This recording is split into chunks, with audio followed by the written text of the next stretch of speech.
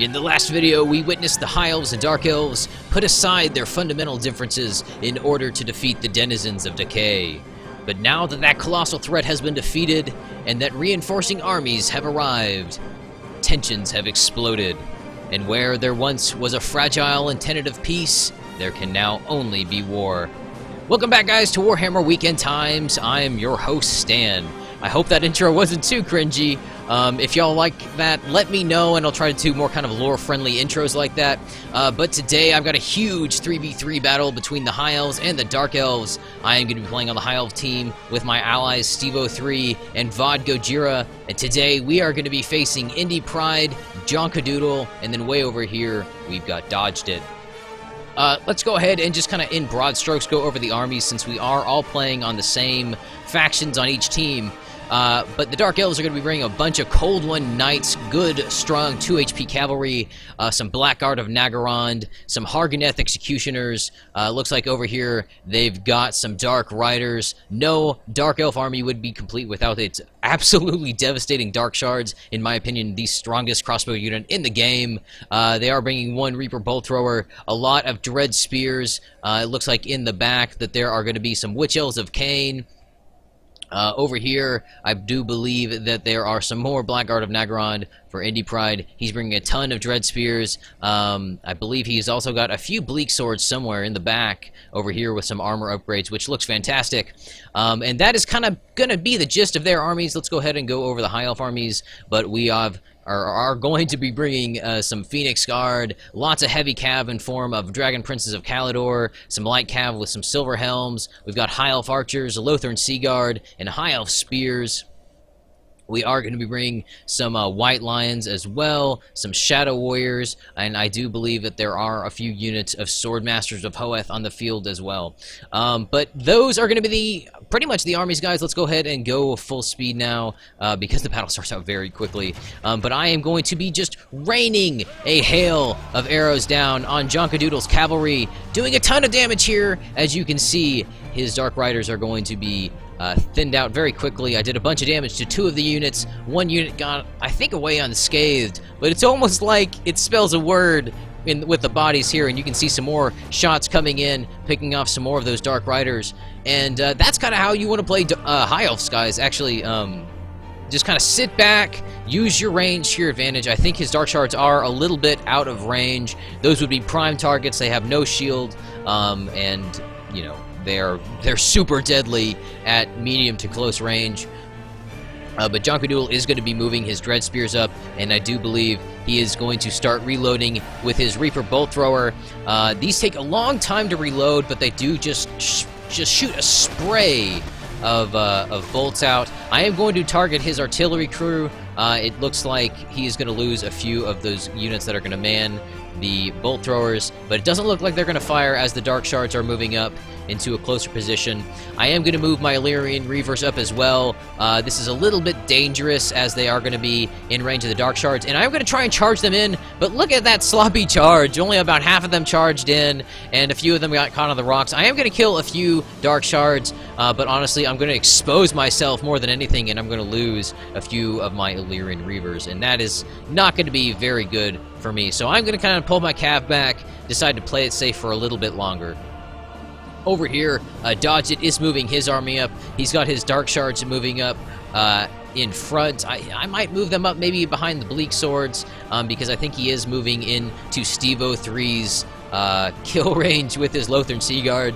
Now, Lothern Sea Guard are honestly one of the probably the most versatile units in the game. They are a spearman unit with a shield, and they also have a bow that they can fire with. And as you can see here, he's going to do a lot of damage to Dodge its Dark Shards. But as soon as those Dark Shards get in range, they're going to be able to, in my opinion, I think they outclass bow units, just from the fact that they have armor piercing and can do so much damage. But his Dark Shards are going to be really out in the open, and Stevo3 is going to capitalize on that with his very quick Silver Helms. He's going to hit that unit and then hit them again in the flank, and those Dark Shards are going to go from okay morale or pretty good morale to routing, and that is going to be really bad.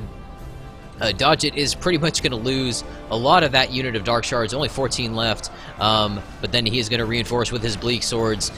Steve-O is going to retract his cavalry like he should. He doesn't want to leave his Silver Helms involved for too long. They are very quick, and they're going to give him a lot of options in terms of mobility.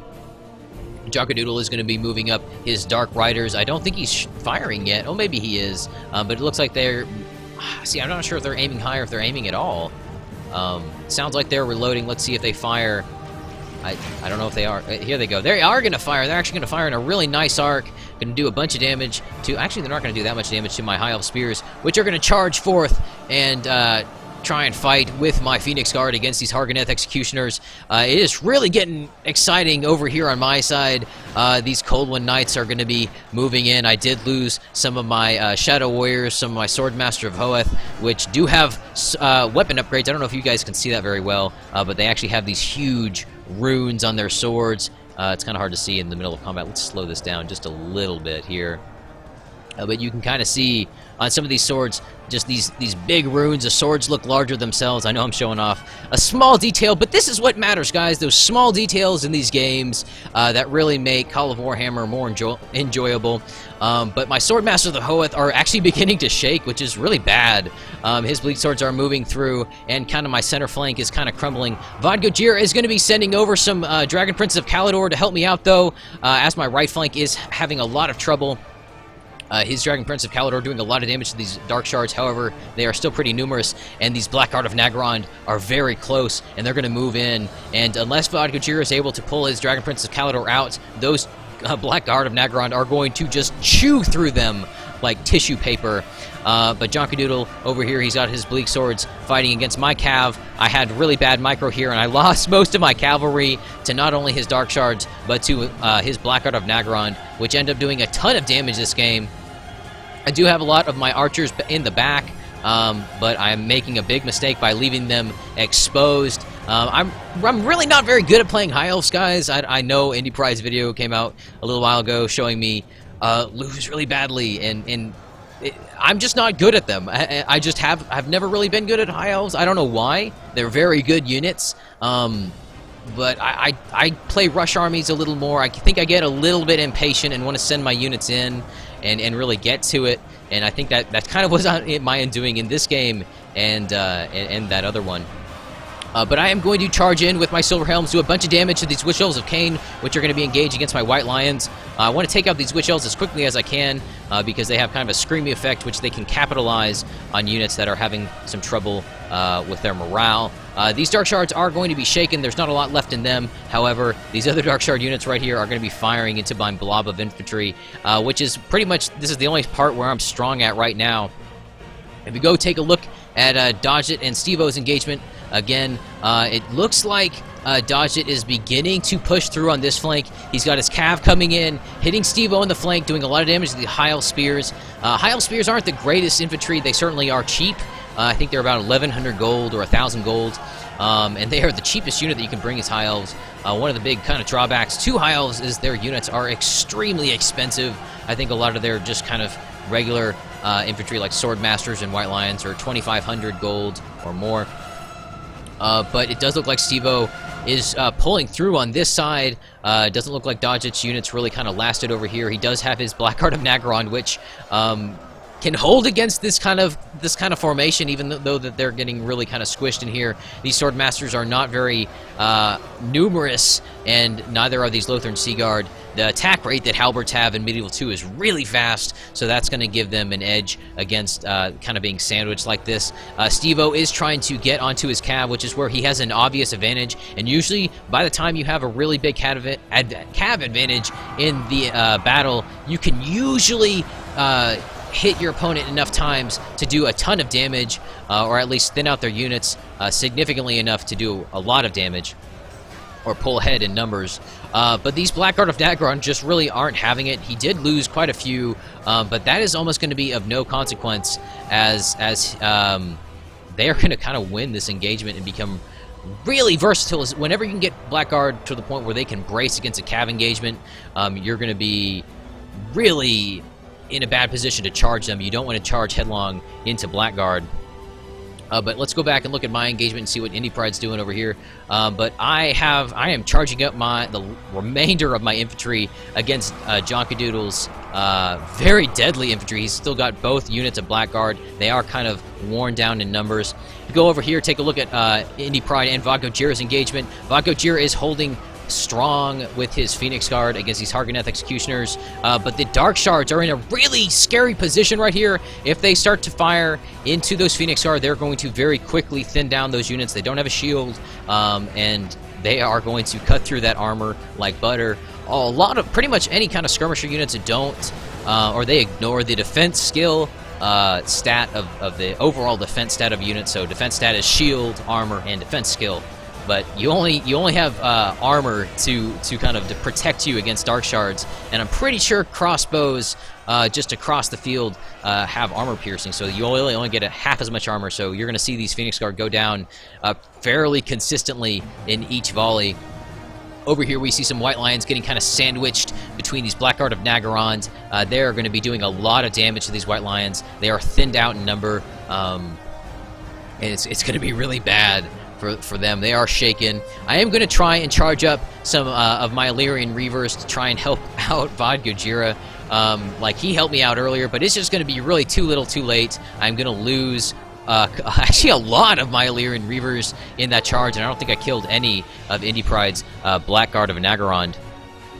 But over here, we can kind of see the Dark Shards getting into really deadly positions. It looks like Vodgojira was able to send over some Lothern Seaguard and tie these guys up here. They are tired, they're shaken. If he can rout these Dark Shards and stay on them, he's going to really do himself a favor, because if these guys are going to be able to sit in kind of unmitigated combat like this, they are just going to rip through all of this infantry, or all of this non-shielded infantry. You can see these White Lions are going down very, very quickly. They're shaken. I'm probably going to rout very soon. Over here for my engagement, things are not looking too good. The bounce power is almost perfectly even, though, 82% to 81%. I would probably argue at this point in the game they probably have some better quality infantry.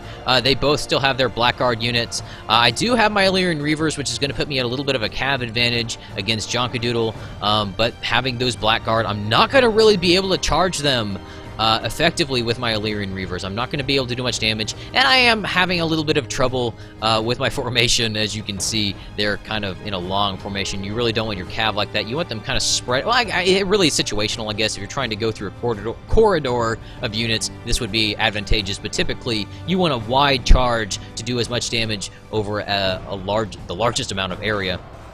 But I do have a few White Lions, which are going to be fighting against these Bleak Swords. But as soon as these Blackguard of Naggarond come down and begin to do damage to them, I'm going to lose those very quickly.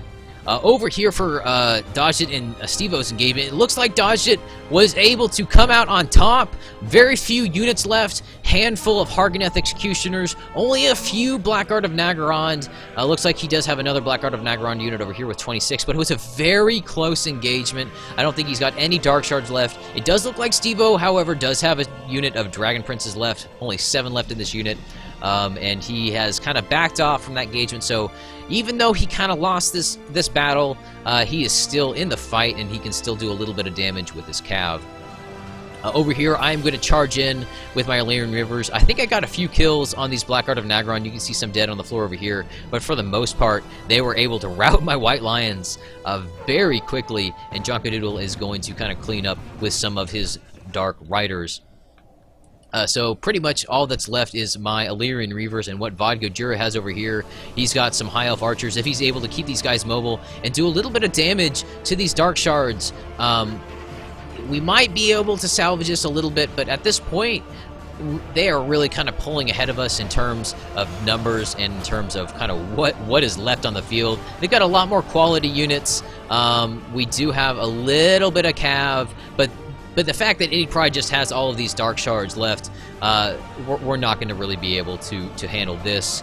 And just on the fact that they were able to hold on to their more valuable units till later in the game, I lost my cav a little early to a lot of Dark Shards. Excuse me, guys. But oh wow, lost my voice.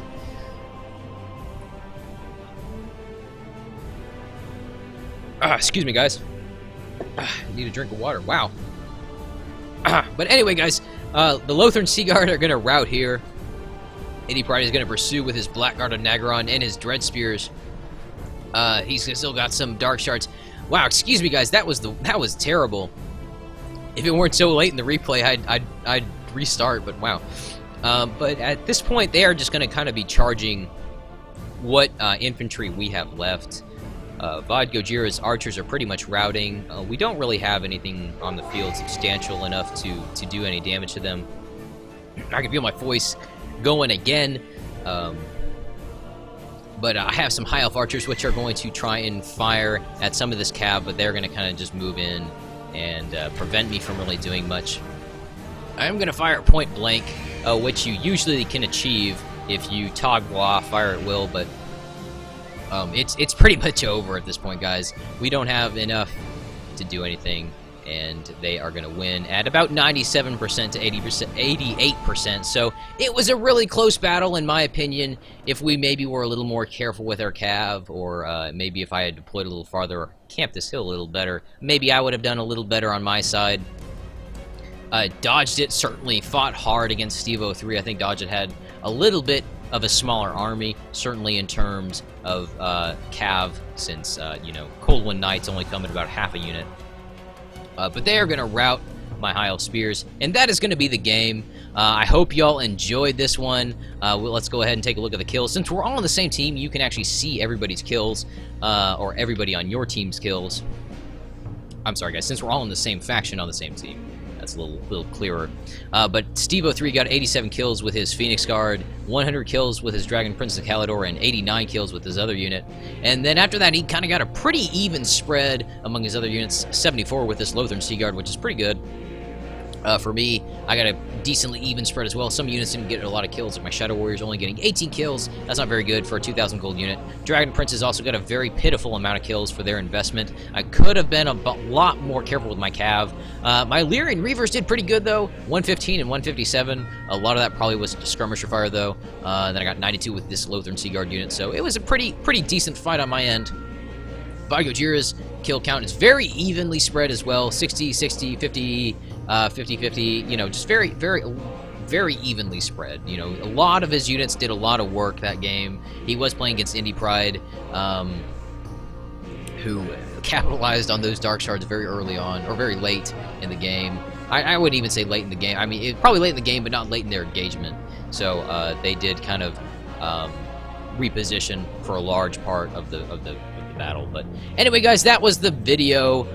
If you guys have any replays that y'all want to send me, please feel free. My email is warhammerweekendtimes@gmail.com. I am always looking to do narrations on other people's videos. Also, we have a Discord channel now. If you're interested in popping in and getting some battles going, it is going to be in the description below. But anyway, guys, I hope y'all liked this replay. And again, if y'all like that little intro at the beginning, let me know. And that's all I got for y'all today, folks, and I'll see y'all next time.